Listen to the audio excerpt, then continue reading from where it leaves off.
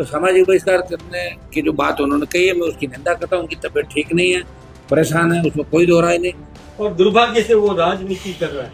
दुर्भाग्य से ऐसे व्यक्ति को जनता को नकारना चाहिए। क्या संदेश देता है कि हनुमान बेनीवाल का सामाजिक बहिष्कार कर दो। कि हम आपके समाज से आते हो जो बहिष्कार कर दो। साधु संत की लड़ रहा है, पेपर लीक, नौजवान, किसान, ईडब्ल्यूएस आरक्षण, तो तमाम लड़ाई राजस्थान की लड़ रहा है। उसका कम से कम सामाजिक बहिष्कार की बात करना मदन राठौड़ को शोभा नहीं देता। इनको माफी मांगनी चाहिए। मदन जी, अपना आपको संभालो, डॉक्टर को दिखाओ, आप परेशान हो। लोग कोई आप जबरदस्ती अपने ऊपर मत लो। कोई आपको इतना बड़ा नेता राजस्थान में नहीं मानता, और ये गलतफहमी छोड़ दो। डॉक्टर बनना है सपना तो मैट्रिक्स है उसका अपना। 2024 और 25 में 976 प्लस स्टूडेंट्स ने मैट्रिक्स नीट डिवीजन से पाया गवर्नमेंट मेडिकल कॉलेज और 71 स्टूडेंट्स ने एम्स में एडमिशन। टॉप फैकल्टीज और हाईएस्ट सिलेक्शन रेट के साथ मैट्रिक्स देगा आपके बच्चे के डॉक्टर बनने के सपने को नई उड़ान।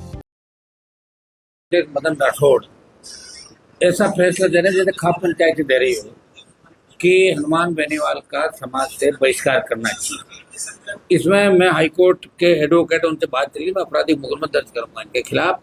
क्योंकि खाप पंचायत भी जो फैसले लेती है ना, खाप पंचायत भी अपने फैसलों में सुप्रीम कोर्ट, हाई कोर्ट की मर्यादाओं को ध्यान में रखकर आजकल सुप्रीम कोर्ट, हाई कोर्ट के जो अभी के लेटेस्ट फैसले हैं उसमें आपने देखा होगा कि संविधान ने हमें जो शक्तियां दी, अगर मैं गलत तरीके से कोई बात करूँ तो मेरे खिलाफ हो जा सकता है, मानहानि का दावा करना है, ये करना है। लेकिन भारतीय जनता पार्टी के प्रदेश अध्यक्ष जो कल कुचामन के अंदर बच्चे कोई आरएलपी का आह्वान, उनका विरोध नहीं कर रहे थे, पानी, बिजली और वहाँ की समस्याओं को लेके निश्चित रूप से घबरा गए। वो हड़बड़ाहट के अंदर उन्होंने बयान दिया, इसमें कोई दो राय नहीं। लेकिन जिस तरह का बयान उन्होंने एक पार्टी के राष्ट्रीय अध्यक्ष के लिए, वो तो प्रदेश अध्यक्ष है, मदन राठौड़ जैसे तो 30-35 स्टेट जीते, वहाँ हर प्रदेश में एक अध्यक्ष होगा।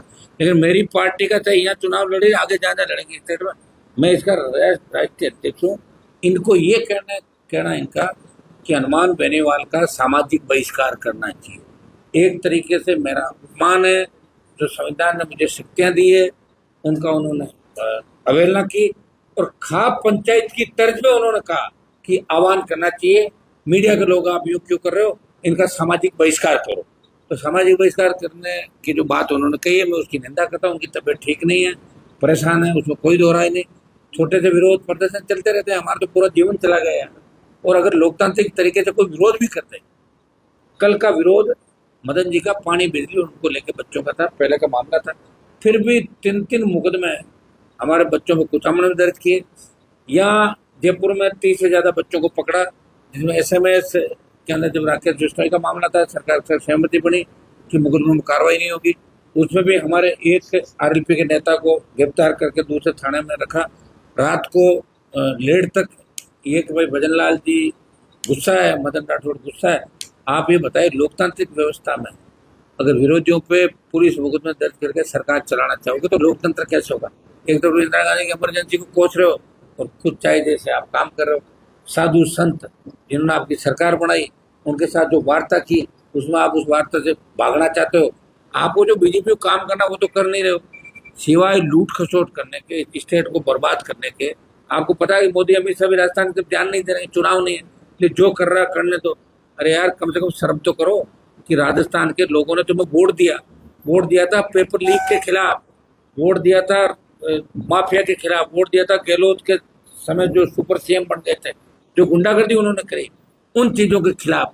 आप तो सारी बातों से मुकर के मदन जी, आप नड्डा जी ने क्या कहा, अमित शाह ने क्या कहा, मोदी जी ने क्या कहा कि आरपीसी पुनर्गठन होगा, पाताल से मैं ढूंढ निकालूंगा। क्या नहीं ढूंढ निकालेंगे पाताल से? आप तो वही कर्म कर रहे हो जो कांग्रेस ने लंबे समय तक यहाँ किया था।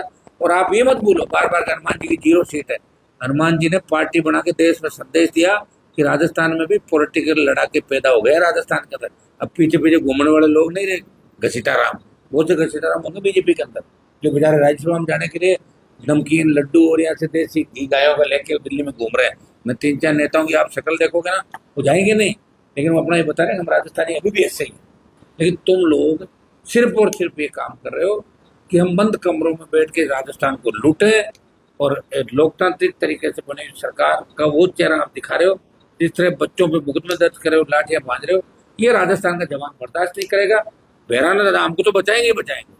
इस बार दिल्ली का भी हमारा रहेगा, दिल्ली में बड़ी रैली के साथ दिल्ली कूच करेंगे, इसमें अग्निवीर और भजन सरकार की जो नाकामियां हैं इनको लेके भी, और हमारे जो बच्चे हैं वो बहुत मजबूत बच्चे हैं। आपने देखा होगा वो कह रहे थे आप जेल से छोड़ दिया, हम तो और जाने को तैयार है, वो गलत दिशा में नहीं जा रहे। कल भी राजस्थान विश्वविद्यालय के मुख्य द्वार पे आरएसपी के बच्चे शांति स्वरूप वो शांति के साथ प्रदर्शन करते लोकतांत्रिक व्यवस्था से, और जो मेरे खिलाफ करता विद्यार्थी परिषद वालों ने, ये तो एक लोकतांत्रिक तरीका है। फिर क्या फर्क रह जाएगा पाकिस्तान और भारत के अंदर, बताओ। जब आप किसी को विरोध नहीं करने दोगे, मीडिया को दिखाने दोगे, और आप ये फरमान जारी करोगे कि हनुमान बेनीवाल का सामाजिक बहिष्कार कर दो, कि हम आपके समाज से आता हूँ जो बहिष्कार कर दोगे, और किसका बहिष्कार करो। ये सारी जो बातें आपके प्रधानमंत्री कहते हैं कि सोना चांदी आप ले मत, देखिए मदन जी आप सोना चांदी वहाँ ले रहे हो, ये तो अमित शाह मोदी कह रहे हैं कि भाई देशवासियों से सोना चांदी खरीद कम करना है और आर्थिक वो करना है, ये मोदी अमित शाह का बयान। और इधर देखिए मदन जी राठौड़ क्या कर रहे हैं, ये मदन राठौड़ जिन्होंने चांदी की बड़ी प्रतिमा, ये अहमदाबाद दौरे पर भी 28 तारीख को बहुत बड़ी प्रतिमा चांदी की, और चांदी का और सोने का उन्होंने यही तो है।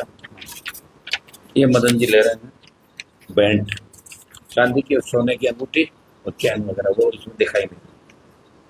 तो फिर मोदी जी को नहीं मान रहे हो क्या?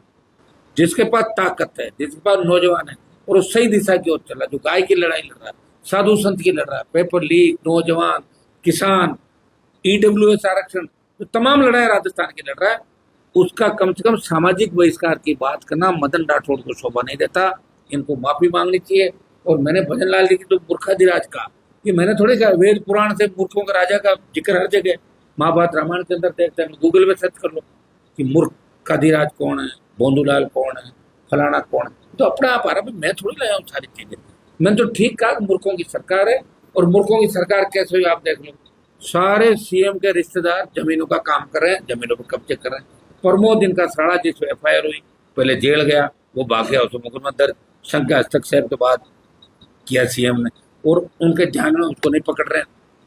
बजरी के अंदर जितनी माइनिंग, दूसरी आपके जो करप्शन जगह जगह आपके लोग कर रहे हैं, आपके प्रवक्ता भारतीय जनता पार्टी के जो कर रहे हैं, 15 से 20 ऐसे उदाहरण मैं दे सकता हूँ, चाहे आरपीटी पुनर्गठन, पेपर लीक की घटनाएं, नीट की, जिससे साफ साफ साबित होता है कि राजस्थान में मूर्खों का राज है।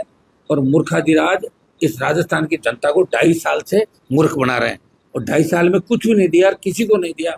सारे सारे बच्चे बेरोजगार यहाँ घूम रहे हैं, इनको रो रहे हैं बैठे बैठे, कह रहे हैं गलती हो गई, हमने इनको वोट दे दिया। भैया तुम्हारी सरकार में तुम्हारी नहीं है, मेरा भी 6 हो गया। अगर 23 में मैं कांग्रेस से अलायंस कर लेता ना, तो 140 सीट आती कांग्रेस और आरएलपी की। तुम्हारा दिमाग ठीक कर दूंगा मैं 28 के अंदर और पंचायत चुनाव के अंदर। अभी हम वकीलों से राय लेके और मदन राठौड़ के खिलाफ जो भी कानूनी कार्रवाई होगी, हम लोग मदन राठौड़ की कानूनी कार्रवाई करेंगे। मदन जी अपना आपको संभालो, डॉक्टर को दिखाओ, आप परेशान हो, लोग कोई आप जबरदस्ती अपने ऊपर मत लो, कोई आपको इतना बड़ा नेता राजस्थान में नहीं मानता। और ये गलतफहमी छोड़ दो कि आपकी वजह से कोई शिव सर आ रहे हैं, फलाना आ रहे हैं। 28 के चुनाव तक रह जाना, आप रहोगे नहीं, बीच में हटोगे, दोनों भजन लाल के साथ आपकी भी रवानगी होगी, और रह गए 28 में, तो सबसे आज तक का रिकॉर्डेड चुनाव होगा जिसमें भारतीय जनता पार्टी 10 से 11 सीट नहीं होगी राजस्थान।